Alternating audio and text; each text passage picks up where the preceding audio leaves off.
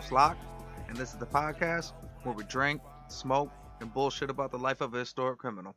Now we're talking outlaws and gangsters. We're not going to cover too many serial killers. That's just a little bit dark for me, and this ain't no true crime podcast. Honestly, you can't call this a history podcast because I'm no historian. I'm just a history fan that does some research and bullshits about it with his friends. So speaking of my friends, let me introduce you to my co-host. Now, first with us today, we got Jbone. Hey everybody, how's it going? All right, and also with us, we got Tone. What's up, y'all? For the first time on the podcast, we got my nephew K-Deezy. What's up, guys? A little bit behind the scenes, even though it's his first time on the podcast. K-Deezy is a valuable piece of this podcast because what a lot of you guys don't know, he's friends with 6'4" Swaino. So without him, we don't have the intro music that he lets us use his music in the intro. And honestly, we got like real popular music. And I listen to a lot of podcasts. Most shows' intro music sucks compared to ours. It is a little disturbing sometimes because I do all the research, all the editing, and I do all this. And the first thing people always say is, yeah, that music's dope. Like, oh, cool. The one thing I had nothing to do with. Awesome. Yeah, smell that dope when I pass by. Yeah. Yep. Local artists, you guys go follow him on Instagram. Yeah, you can subscribe to his YouTube, follow him on Instagram. He puts out a ton of content. He's really talented. Always support the local artists. We also got Cancer. He does our song in the mid-roll, Blood. You can find him on Instagram at Eyes Bleed Defiance. So you can check that out. He does like his graphic art. He did our cover art. You can find all that there. Today, we're going to try this again. We tried the Rocks Terramana one time, and it did not go over very well. But we also just did shots of it, and none of us are big tequila drinkers. So we discussed before, my wife's a real good bartender. So we got these drinks today. We use the Rocks tequila, and they're called, the drink's called a Paloma. So it's not quite a margarita, but it's a margarita-style drink. You guys, I didn't try mine yet. You guys tried yours? Oh yeah, It's Yeah, pretty it's good. pretty good carbonated. Got some lime slices in it. Oh, yeah. That's a much better version of the tequila than Well, the like you straight touched that, shots. we're not tequila guys, so a shot of the best tequila to people that don't have an affinity, a taste for it. Like we're more bourbon whiskey guys. The Terramana's a real good tequila, but this drink's pretty good. It almost is not as sweet, but it's a little bit margarita-esque, but a slight carbonation, like a seltzer drink. Yeah. It's real good with the lime and the salted rim, and That's what I like is I think I like margaritas it are better good, more but they're a than little too syrupy. sour and sweet, like a sweet and sour. I mean, yeah, almost. I like little sweet drinks like this. Bourbon's okay, but yeah, I'm actually a tequila guy. I like Patron a lot. You know, I like the stuff with the anejo in it, especially the extra anejo, the red box. Go get some of that for sure. Well, so now I know. Next time we got to try out some tequila. That's a K-Deezy show. K-Deezy shot. Yep. Today's episode's also being recorded in front of a live studio audience. Yes, we have members here in the audience. Yeah, we got another guest here, guys. We also all got some beers. Yes, J-Bone, since yours is the most fitting. What do you got? Yeah, I on the show I went with quite a few chiladas. I didn't know Tecate had one. I went with Tecate Michelada Diablo, so it's a little bit spicy. It's not the just standard console and lime. It's good Mexican beer. It transfers into a good chilada going with this Mexican drink, so they do complement each other. And we didn't even do that on purpose. No, Yeah. I just picked a chilada because it's it's for me, as the fans probably noticed, it's either real shanty or chilada. Like I like I like them seasonal. So would you say that's better than like the Modelo chiladas? It's got like more of a crisp yeah, taste or on something. the on the spicy one, but like I do like the Modelo, just the plain, like the one with just salt and lime. They make a better chilada, but the spicy one, this one's better. I did not denounce, but I shit on Butt Wiper a lot. But Budweiser has a pretty good chilada. You know what I Okay, mean? yeah, I never tried that one, so I'm gonna have to try it next time. Tone, what you got? I got a Camper from Big Lake Brewery, local beer. Yeah. You're pretty much an IPA drinker, right? That's what you go with most of the time? Yeah, there's just so many of them, man. every time I go back, it's just different kinds. So So you just keep rifling through them, man. yeah, this is a pretty good one. It's not too bitter. Nice. My uncle's over there, you know, he's got the teddy bear brew. It's all right. Well, I've been watching my figure. You know, the quarantine hit me pretty hard. So I've been trying to go with like light beers, but these seltzers are fucking killing me. And I don't like drinking, you know, just the Budweiser all the time or Mick Ultra. But Shorts Brew's been a lifesaver because they got a whole variety pack of low calorie, low carb beers. It's Shorts Brew. It's called Furry Buddy. It's a light stout, so it's good because I get that feel of drinking a craft beer, but without the It's not like eating a fucking bowl of pasta in a can and shit. But it's not that different either. Well, Yeah. And note to shorts, would Fuzzy Buddy not be a Fuzzy name than Buddy. everybody? all right, K-Deezy, what do you got? I got my Paloma, but I'm also drinking the Schwartz Brew. It's a local light. It's an American lager, but yeah, it's Michigan brewed, so you guys should check that out definitely. Drink-wise, we try to keep it local as much as possible. Music, support local artists, support local companies and shit. Potato chips, farming, anything locally. Better made, guys. Prostitutes. Yes. All right, well, we'll go ahead and get started. And the bad guy that we're covering today is David Robinson. This ain't negotiation time. This is Scarface. Final scene. Fucking bazookas under each arm. Say hello to my little friend. The Admiral from the Spurs? AKA Chippy. That's Oh, his he was nickname, Chippy, son. Now, I couldn't find an origin to the nickname Chippy. The closest I found had something to do with fish and chips. It went from fish and chips to Chippy. I couldn't quite confirm that, so I didn't want to put fish and chips up there. But he was usually pretty much referred to as Chippy. So that's pretty much what I'll be calling Mr. Robinson, is Chippy Robinson. Yeah, that could be a good name, little, fish and chips. We got Chippy. Right? Check them out. Well, one thing we find out with a lot of these gangsters, though, as stupid as the nickname may be, we start covering the story, and at some point you realize, like, Oh, that well, dude's no a wonder, badass. yeah, you can go by whatever the fuck you want when you're a stone cold fucking badass. Yeah, exactly. Old Chip off the block. So he was born David Robison in 1897 in the predominantly Irish North Side Baden neighborhood of St. Louis. As we see a lot of time, these old-timey guys, 1897, we don't even have a date. Just roundabout 1897 sometime. Well, the birth certificate thing, that's the beginning stages of that around that time. Real quick, that area he's from, is that like Egan Rat's territory?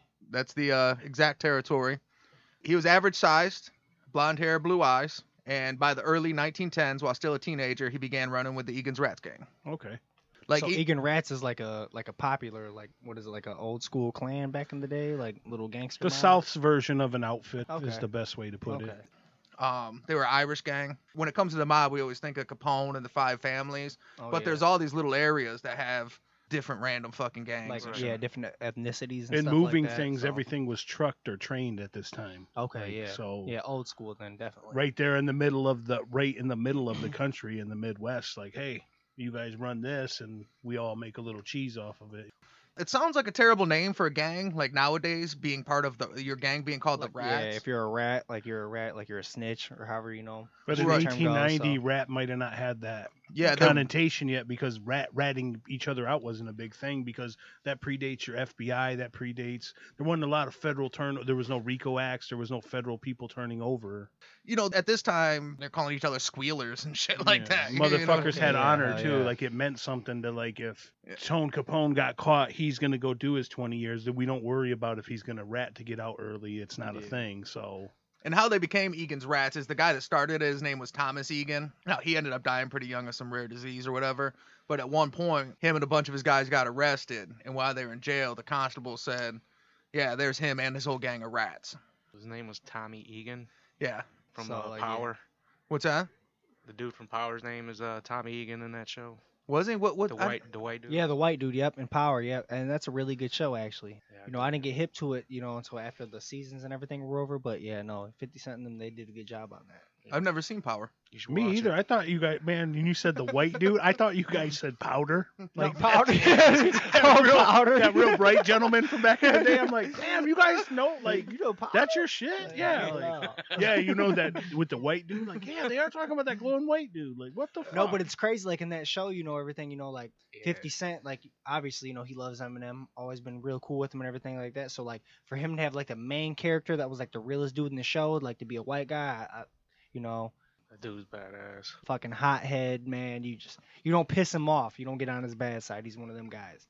Like So- one of these old school gangsters, you don't get on his bad side.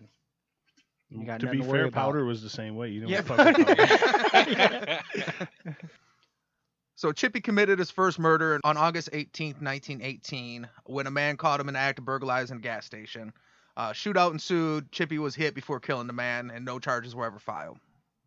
They got like an age on that? It's 1918, so he'd have been 21. Oh, 21. Okay, yeah. So yeah, still a young dude. Outside of his criminal history, not a whole lot's known about him, except there's like 3 things. He was an excellent marksman, and his only real hobby was target shooting. Okay. He was a likable, respectable guy, but he was also known for his real bad temper when he started drinking. And the last thing was he was known to really love drinking. Okay. Oh, so he's like a well-known alcoholic type guy. So Right. yeah, anytime he went out, you already knew there was problems. That's every American black or white male adult back from 1890 till 1950. Like, hey, I'm a pretty much of a prick, dickhead dude, and then give me a couple shots, and I'm beating the old lady, kicking the kids. I'm just, Yeah, like- that's me.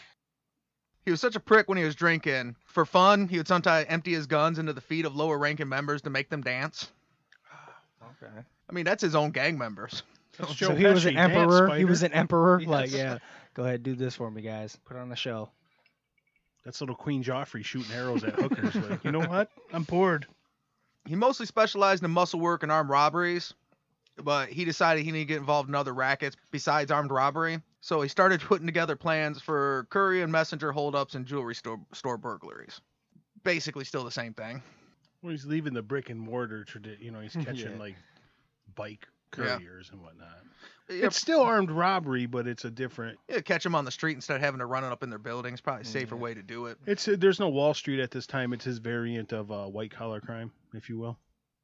Chippy pulled off a robbery at a large Jack Daniels warehouse. There's actually a big Jack Daniels distillery in St. Louis, and he pulled off a major robbery there, and they made a huge profit. It was so successful that he went back a month later and did it again.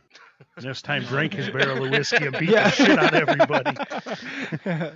So easy, this it wasn't a good month for his wife and his kids. At the time. Oh, Jack said, "Hey, we're gonna move number 7 out of St. Louis then because these guys are just walking up here once a month and taking barrels." Now, by the time Prohibition rolled around in 1920, he was real close friends with William Dinty Colbeck. Now, Dinty Colbeck was second in command of the Rats. He was a World War I vet, a crooked small-time politician, and also a master plumber.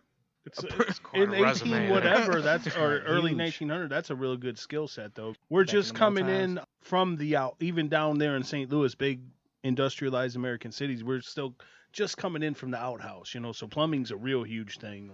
It's like a master carpenter now, or a finishing carpenter that does like real fine cabinetry and shit. Mm-hmm. That's what that skill would have been to you back Yeah, then. way back in the day. You were paid off knowing your plumbing back then. Like Oh, you yeah. still are. It's still Yeah. a good, great trade, but like now I got my distillery up in the mountain. I want you to run me some copper pipe. Yeah, It's like, copper you know, popping. And especially when I could bring in a little bit of money from robbing you, or I could, take a bribe to pass some shitty laws, or I could come unclog your toilet. I mean, whatever you need, really. We could. put these mines together, we get a swimming pool full of moonshine. Yeah. Fuck them all. Around this time, Chippy also got married to a lady named Mabel. And then it turned out the timing of him robbing the Jack Daniels facilities, it worked out real well with Prohibition because it gave the Rat Gang like a real jump start to Prohibition. You know what I mean? They had a ton of liquor, they had distribution channels and stuff. When everybody else was trying to figure out how we gonna get into it, they were already like, well, we got a warehouse we rob once a month and shit. You know what I mean? We're solid. And it's hard to overlook the importance. Like I say, back then everything was trucked and shipped. So like just north of St. Louis is Chicago, just northeast of it is New York, and then anything that we were going to let go out west, you know what I mean? It's but like back in the day, Toledo being such a big thing, like when everything came across the water, that was a big port. Like that's why we Right. fought for that, you know, like here. You like, know it was like old school because you can hit the same spot multiple times and never go for like, yeah, that don't work out now. Well, yeah, Chipster like said, hey, you know what? Let's walk back down to Jack Daniels and hit that mother. I'm not even drunk enough. Let's walk back down there and hit that again. We'll get another barrel or two. We'll be all right. You go hit a place now, like there's going to be 10 armed security guards out there, some Rottweilers, whatever. They're like, hey, man, let's walk back down there. Fuck it.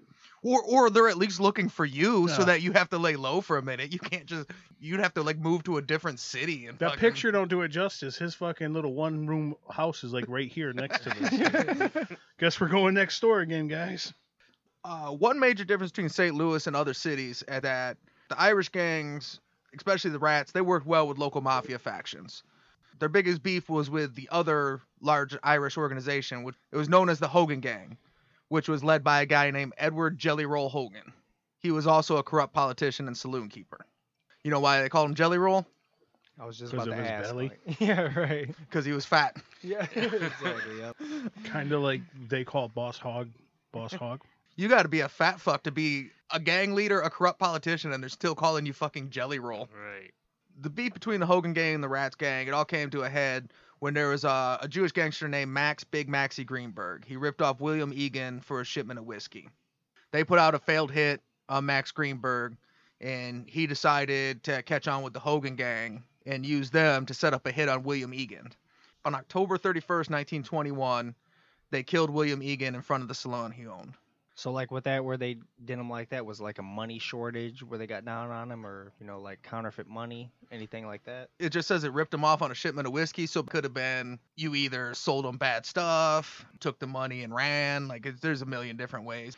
Prohibition is still bullshit. young; they're still figuring it out. So We're all hitting trucks. I might have hit his truck, and then you tell me that was the Rats truck. And I'm like, well, fuck them. I'm not paying them for that.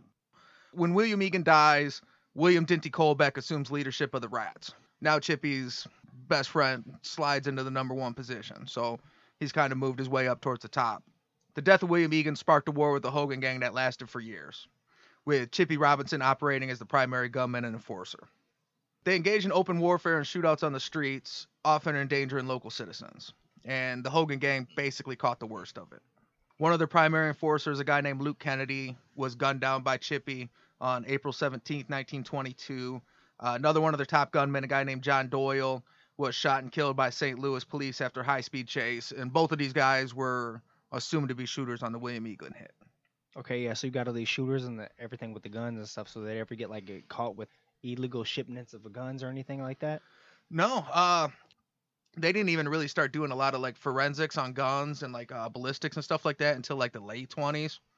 So you could just shoot someone wherever, and if nobody's seen you, No eyewitnesses. You were good, yeah, you just As long as you ran far enough away, you were good. Or even if someone did see you, if you could convince them to say that they didn't see you, Or that the would do other- the trick too. It's Yeah. small towny enough the other way too, where me and him shoot you, he sees it, but we have 10 of his family members. So yeah, Right.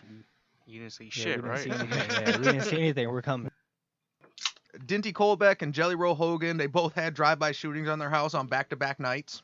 You talked about how close it is to Chicago. They went real Chicago style with their gang wars. You know what? We're just going to shoot people on the street and shoot up their houses. And In the middle of the day. And to piggyback on the no forensic, there's no now detectives will be looking into all this crap. Back then, it's Yeah, no hey, hair man, follicles. nobody no, was up walking down the street at 3:30 in the morning and see somebody shoot your house. How are we gonna find these people? Yeah. Well, they walked right back across the street to their house. Oh, nobody's seen it, so it didn't happen. Yeah, dude had a trench coat and a freaking top hat on. That's all mobsters back in the day. So I don't know. I think he was an Irish guy. Well, that narrows it down to most of East St. Yeah. Louis. yeah, right. That's all the Rats, Hogans, and all the other people that are just civilians in these towns. We've now established that both gang leaders on both sides are corrupt politicians themselves, so that probably makes it a little bit easier too. Definitely makes it hard when they're no running one the sees city anything. around. Man, a you, lot so. of these old ones that touch into the South or Midwest too, you'll find, oh, he was partners with the sheriff of the next town over, and they had a moonshine business. Especially with alcohol. Stuff gets a lot grosser when they start talking about drugs and heroin and stuff like that. But I mean, honestly, alcohol, especially early 20s, everybody was wanting to drink. So they were almost like, well, fuck it. If they're only shooting each other and I can still drink, I don't give a fuck. Well, you flash forward to modern times, when they shut all that crap down for the Rona, they said, you know what we're gonna do though? Only medical people, only hospitals, and liquor stores. You know how you could have bought some hooch during the Rona lockdown, hey man, I got a case of E&J. It would have been you had a case of Louis the 14th or something. exactly. You got $200 fifths of E&J? I'll take one. I don't want to, but I'll take one. Tell a That's what we got motherfucker going they on. can't drink. Even the people that don't drink want to drink now. Yeah, don't let us get in the drought. I'm gonna be selling E&J fists, man. $50 a piece. So what he's saying though, a lot of cops would be involved because it's a victimless crime. Hey man, everybody wants to get drunk, kind of the national pastime in 1920. Oh, the government wants to take it away from you? No. Eventually, when the violence starts getting to a crazy level, there's a local priest. His name was Monsignor Timothy Dempsey. He arranged a sit down with both gangs, and they signed a peace treaty on June of 1922. As soon as the peace treaty was signed, immediately a large escort of armed Hogan gangsters accompanied Big Maxie Greenberg via train to New York, where he would operate there under protection from local gangsters safely away from the Rats. After the treaty was signed, the Egans Rats dominated the bootlegging in St. Louis. But Chippy continued to antagonize the Hogan gang. One time after committing an armed robbery, he left an anonymous tip that it was the Hogan gang, which led to Jelly Roll and most of his guys getting arrested. Now, they all got off due to lack of evidence because they didn't actually do it. Just blame it on people. All the blame's on I him. will show up in court and testify to that. Too. September 2nd, 1922, he chased a Hogan gang member down the street with a handgun, eventually shooting his eye out. During the peace treaty? Well, that's out the window. Little things like that would end the peace treaty, and hey, the war's back on. Yeah. Yeah. Oh yeah. Yeah, clearly Chippy's not good with peace treaties. Like, what? I just chased him down the street with a gun, dude. It's just a piece of paper, you know, with my word on it, but it's okay. I don't see Chippy staying around for too long. Right. Yeah, no. I don't think there's much to Well, the 'cause when story we left agree after to- this point. In this life, when we agree to peace, it's in the name of making tons of money together. If you still want to be chippy enough to be chippy, like, hey, well, then we just eliminate that one problem and we're right back to making money, right? So, final straw was February 21st, 1923. Chippy ambushed and killed the Hogan's gang's lawyer. That's like killing the Army's medic, bro. You don't Yeah, like- hit him there. You don't hit him there. That guy has a red cross on his fucking helmet. Like, Now he's really about to snitch You on don't him Oh, get that yeah. guy. for some shit they didn't do. After Chippy kills a lawyer, the treaty was officially off, and gangland shootings started to terrorize St. Louis. This time when the war kicks back on, it's really escalated. Hogan's house was shot up twice again, and then there was a high-speed car-to-car gunfight in which a vehicle hit and crippled a 12-year-old boy. Now, there's a lot of public outcry. community outrage. Yeah.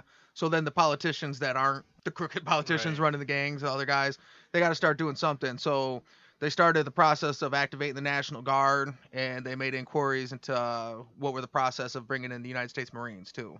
Kind of touching on some right now times, man. Damn. Yeah, martial law coming into play. Once they got ready to bring in the National Guard, the priest again arranges another sit-down. This time they're accompanied by police officials and a reporter from the St. Louis Star. So they sit down, they signed another peace treaty. This time it ended with Colbick and Hogan both writing letters to the public, and it was published in the Stars announcing that the war was over.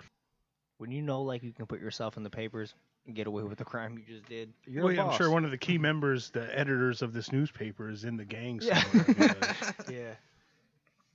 Besides an unprovoked attack on Jelly Roll's life on September 1923, there was no further violence between the two gangs.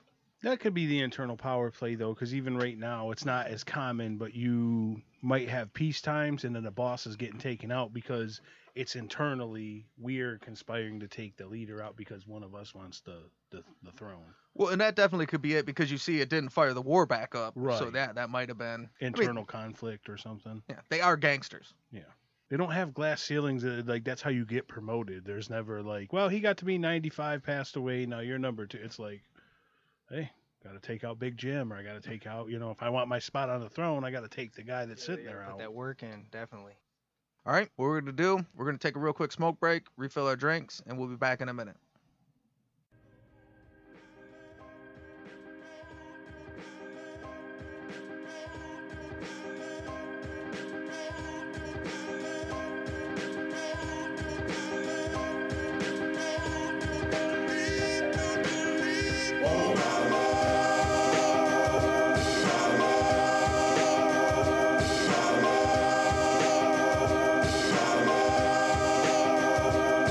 Yeah, my words are concrete and solid as the truncated snare on a drum beat.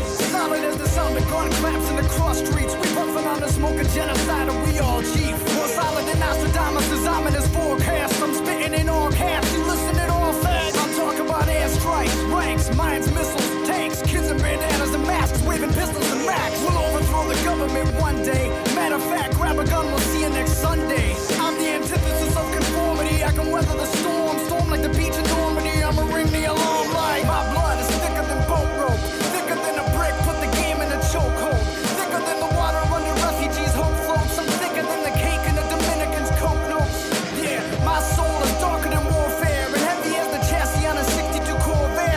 Slipping through the cracks, you know the system ain't all fair. I had to steal a 50 just to get me some bus fare. I'm out of here.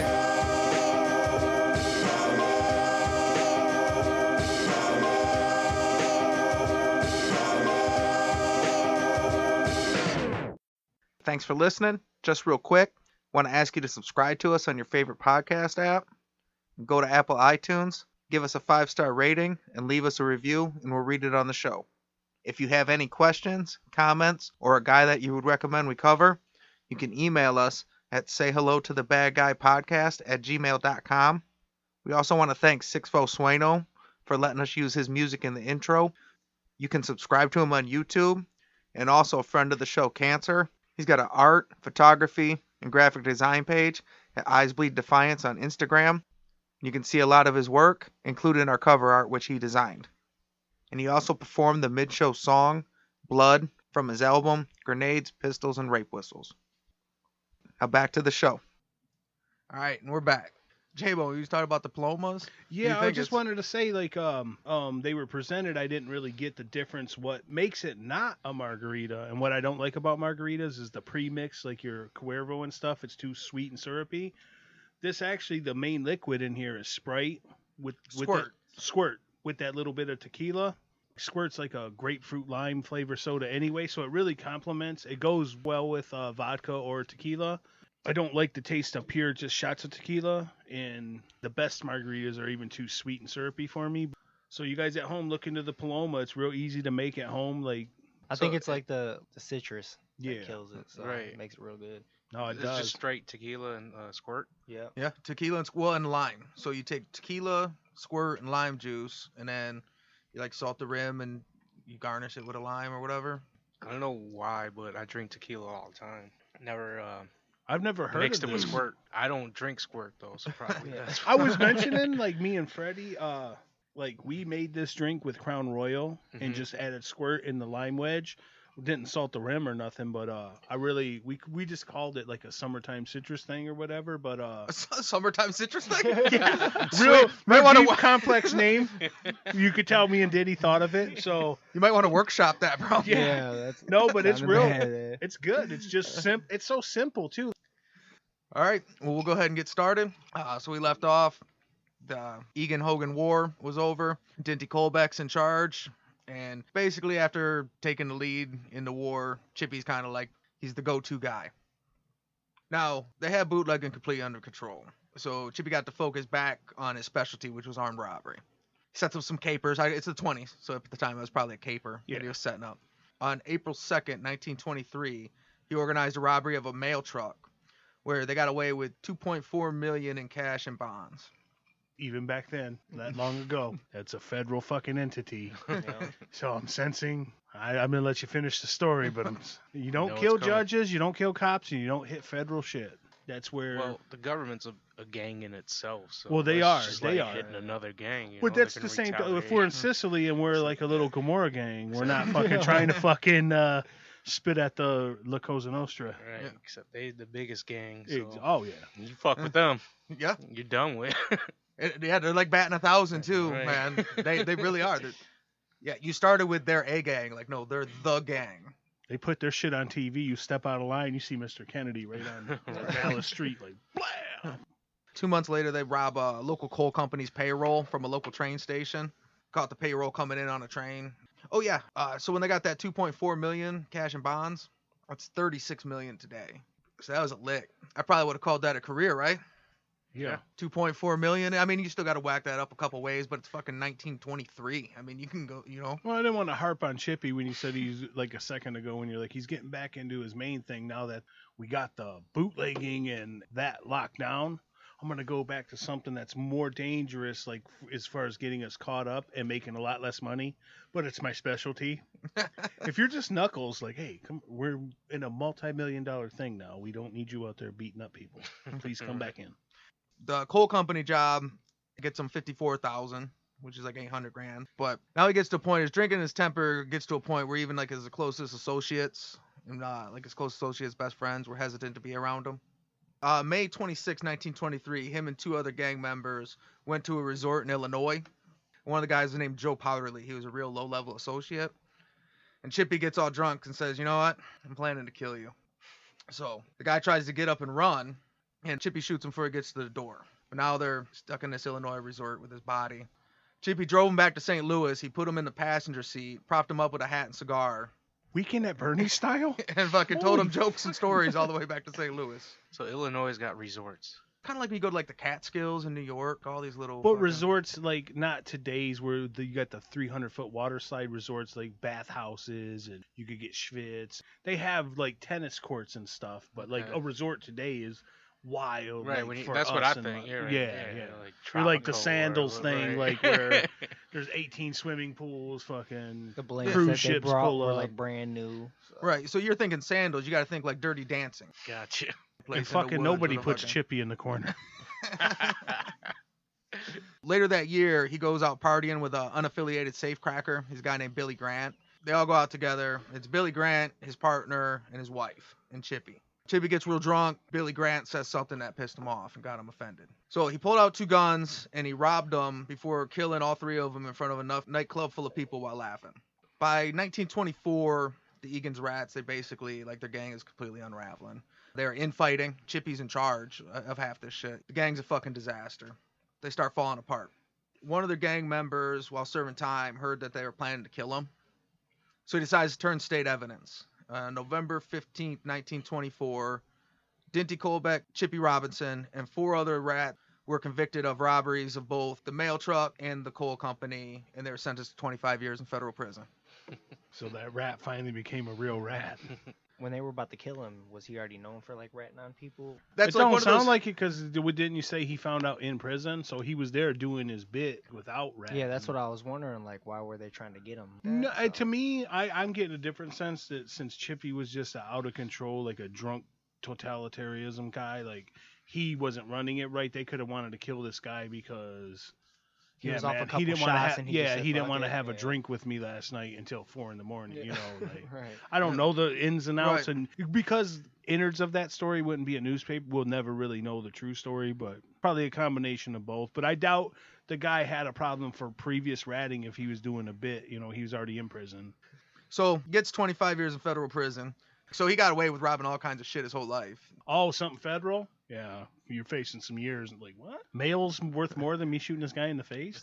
Absolutely. Well, that's our mail. That's our money and shit. Government We put bonds. our flag on it. It's kind of Shit. federal now, so what's up? You ever seen that movie, 2 Guns? Bill Paxton's character, basically that federal agent that, oh, you took our money, putting tax and through index cards and smashing your hand with it. Like, they don't play. Damn.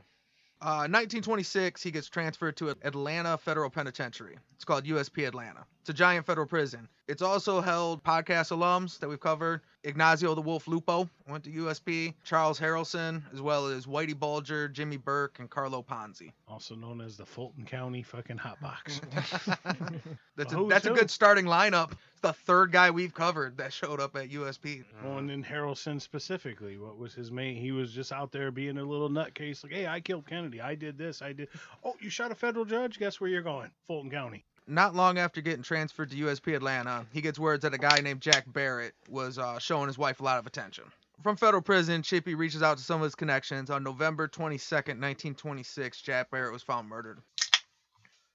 Dent Colbeck gets paroled in 1940, and Chippy gets paroled in 1941. Damn. Now, they're both middle-aged. Prohibition's long over for 10 years now. They decide they're going to go back to St. Louis and get the band back together, fire back up the Egans Rats.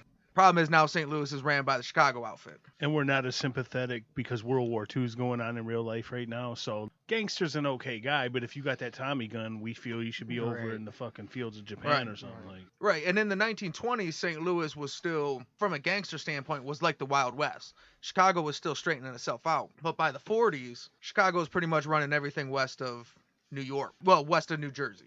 St. Louis, that's Chicago outfit territory. And look, Capone liked Egan's Rats. He worked with Killer Burt, but If you can't stay organized, you're no use Yeah. to us. they, Infighting and killing feds, that'll get you terminate your contract real quick. well, I mean, 1940s, what we talking about? That's like Frank Nitti, Paul Ricci, Tony Accardo. You're going to go tell them, hey, we're putting the Egan's Rats back together.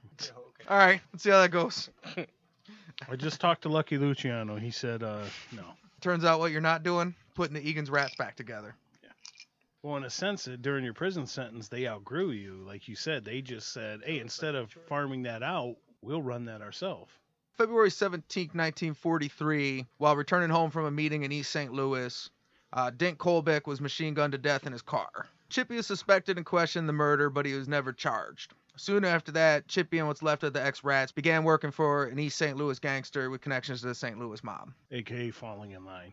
Yeah. Because they would have wound up right here if they didn't. I mean, it's kind of shady. I mean, that was his boy. Kind of got him into it. It is, but unless you want to join them in your plot right next to his, like, so we'll be here at 6 o'clock Monday morning to start work. Is that on a tow truck or something? I think so. Chippy's Model T was found. It almost looks like, hey, look at that first issue of Superman over there, where the car's up in the air, like, you can see Superman right here. Chippy basically spent the rest of his life working for the St. Louis mob. In 1944, he was suspected and questioned in the murder of Pat Hogan, but released due to lack of evidence. 2 years later, he was charged with extortion, but he beat the case in trial. After that, he spent most of his career working as muscle for the labor racket, and once he got old, he retired with a union pension.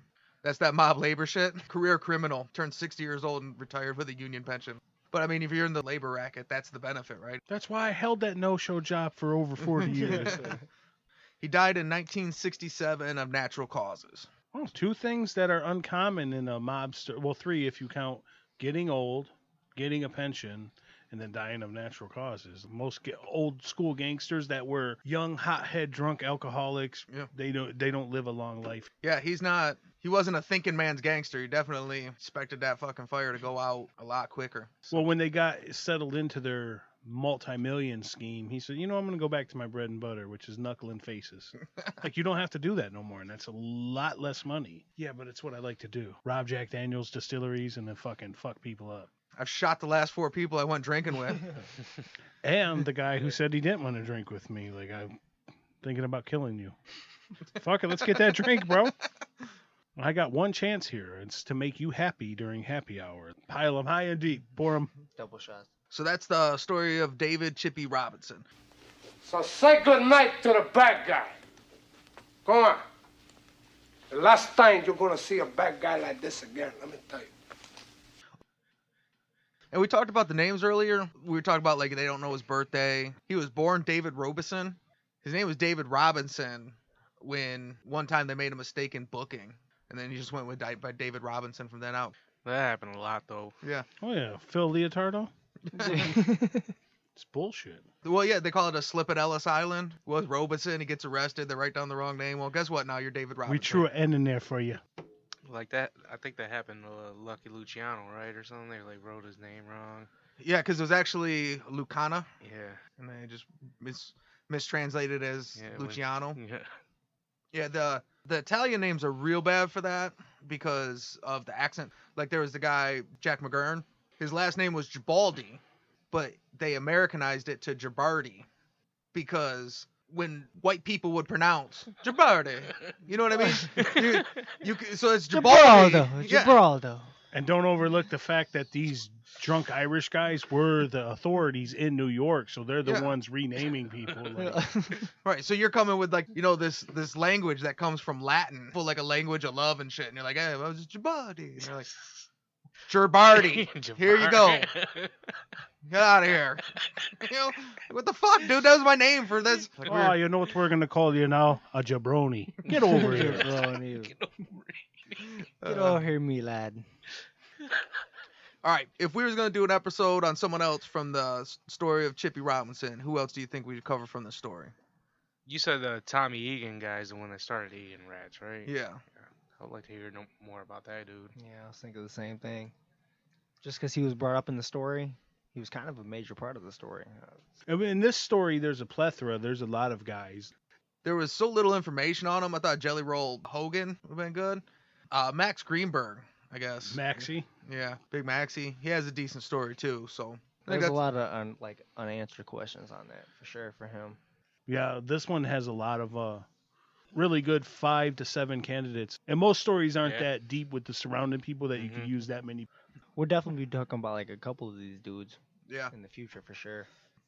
Now, say we was going to make a movie about Chippy Robinson, and we had to cast it. You guys haven't seen a picture yet. You guys got a pre-guess before I show you guys a picture? I don't even know his name, but he's a little Italian dude. What has he been in? Home Alone. He's one of the guys trying to break in. He has Joe like, Pesci? hair. Yeah, there you go. Okay. Yeah, just all Italian mobster though. Because like we were talking about, Irish mobsters, but once we got off subject, we were talking about like you were using a freaking Italian accent, so I'm like, No, this no, guy- for sure.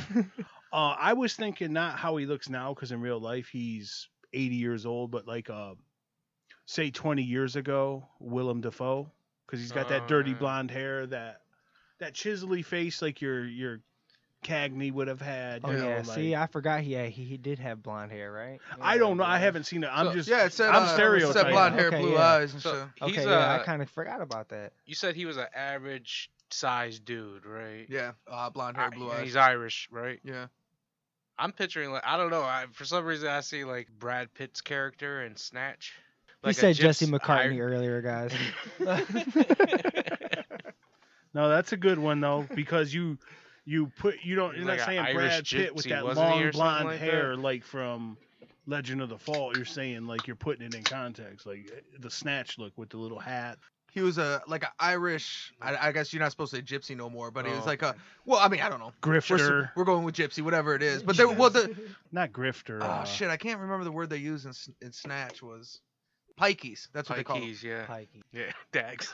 Yeah. Tags. Well, here's a picture of Chippy Robinson. Oh, not Willem Dafoe, but not. kind of Joe Pesci. Yeah, I think Kev got close with Joe Pesci, Yeah, which I'm was telling weird you. because he didn't even go for the typical Irish look. That's He when went- pea coats came into style, guys, right here. Old school mobsters with the suits. I believe that that- little fedora, that look, he just looks like you gave him 2 shots, he'd be beating on your old lady. Like, look at him. Already he's a pulling the prick. Tommy gun out the T model, you know. That hat, it's called a Humberg. Hamburg. Okay. Yeah. That's Yeah, it's small. It's tighter than a fedora. It's got that little dent up at the top. You see? It's like a fedora. It's Little fedora dent, style. yeah. It's fedora-esque, but it's still like. Little silk around me. There's not a whole lot of pictures of him. I found a whole thing on Gangsters and Humbergs, and he was there. That's where I found a picture of him.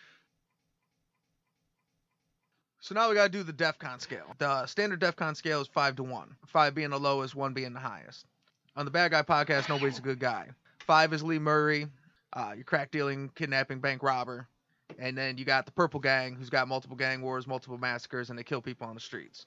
So on a scale of 5 to 1, of Lee Murray to the Purple Gang, where would you rank Chippy Robinson? I Go say ahead. Purple Gang. Like you said, he was doing a lot of shootings in the streets. Pretty much just blaming it on other people and just getting away with it. So giving him a 1. Yeah. I definitely say that. I'm gonna give him a 2, just because when he kills his homeboy's homeboy, and his wife to rob them, like the old lady, you could have let go. You know what I mean? And Dude's there's ruthless, man. He's yeah, a that's what he's a mobster. prick. It's a strong 2. Like it's leaning towards a 1. Yeah, I'm in between. He's a I shit want to give him stain. a 1, One and a but half. I feel like One he's and a not half. a 1. because it would be giving But him too he's much done credit. a lot like, of shit. yeah, so, he's a shit stain. Yeah, he's definitely a 2. I was thinking he's 1. I mean, he's got the body count. He's killed a lot of people. A lot for no reason is my when Just when ruthless. That's why I personally gave when him I the get number into 1, it, 'cause like ruthless. Right, so that Even makes him so worse. ruthless. Is that's I what I know. think. Is it makes him worse? Is that if he was here he's today, like the ultimate bad guy. He will kill. Yeah, he didn't will give a kill. fuck. He will kill his buddy if like, well, you want to start the Egans rat gang, and turns out they want us to join the mafia, so we got to kill you and join the mafia. well, we get up to the resort in Chicago, and he's Boom. like, we're having Done. drinks and shit, and he's like, hey, to be honest with you, I'm thinking about fucking killing you pretty soon. Yeah. I'm like, hey, dude, we're partying, man. We're We're fucking, playing pool right we're now. What chilling. the We're at a fuck's the resort, deal? bro. Yeah.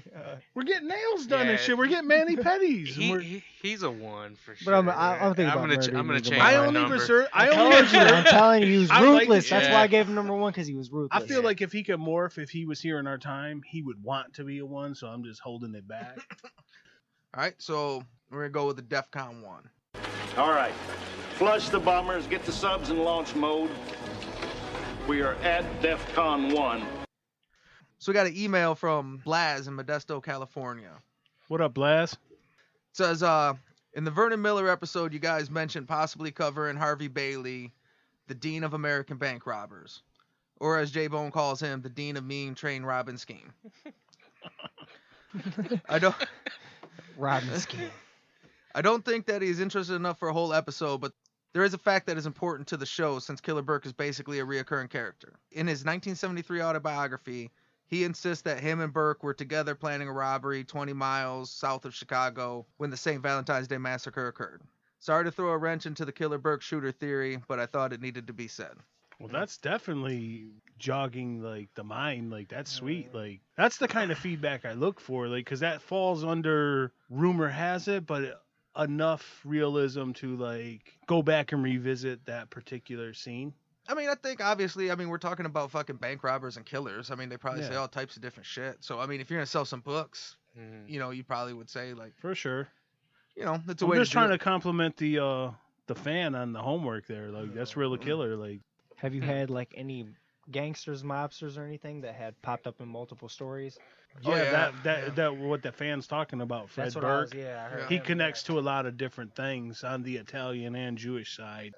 Yeah, Killer Burke worked with the Purple Gang in Detroit, but then he also worked with Capone in Chicago. Well, and we didn't even start it on purpose. We just started picking interesting stories. But like as we get into it, that's one of the things you realize. So all of a sudden, there's like this. It's like a tree of characters that keep growing out of the same story. So like Fred Burke's like Kevin Bacon. Yeah. The 6 degrees of Uncle Fred. Killer Fred Bacon. Killer Fred. Before we go, you guys got anything? No, just thanks for coming. Thanks for listening. Oh. The other thing, we got new listeners. So we was in 11 countries for a long time, right? Wow. We got downloads in Malaysia. I know who Jbone is in Malaysia. Jbone, right? Yeah, in Malaysia. And I know the deep jungles and the anacondas that roam Jbone down there. Like it's a mutual thing with Malaysia. The second most downloaded country we are in. It was Ireland, but yeah. So now we got a ton of listeners in Malaysia, like all over Malaysia. They really just like to hear us talk shit. Yeah. Well, cheers, Malaysia. Okay. Oh yeah, for sure. And we got downloads in Iowa. So now we Iowa. What's there? Isn't that where Superman's from? Is he from Iowa? I thought he was from Kansas. Superman's from Kansas, I think. You know what's from Iowa? Potatoes. Potato? That's Idaho, but like what is from Iowa? Hawkeyes. Hawkeyes? Well, that's by far the best thing they got. Big Ten school. Iowa can play ball and shit. I'd go with the Milicic camp. Oh yeah, I can't believe our I didn't MMA think of roots. go to the military. Bettendorf, Iowa. I changed my mind. Yeah, Milicic camp. That's what we're known for. Iowa Hawkeyes in the Milicic camp. Lee Murray ties back into the show. Now we got listeners in every state except Hawaii and both the Dakotas. So get your shit together. I mean, come on, man. Come on, man. What are you doing?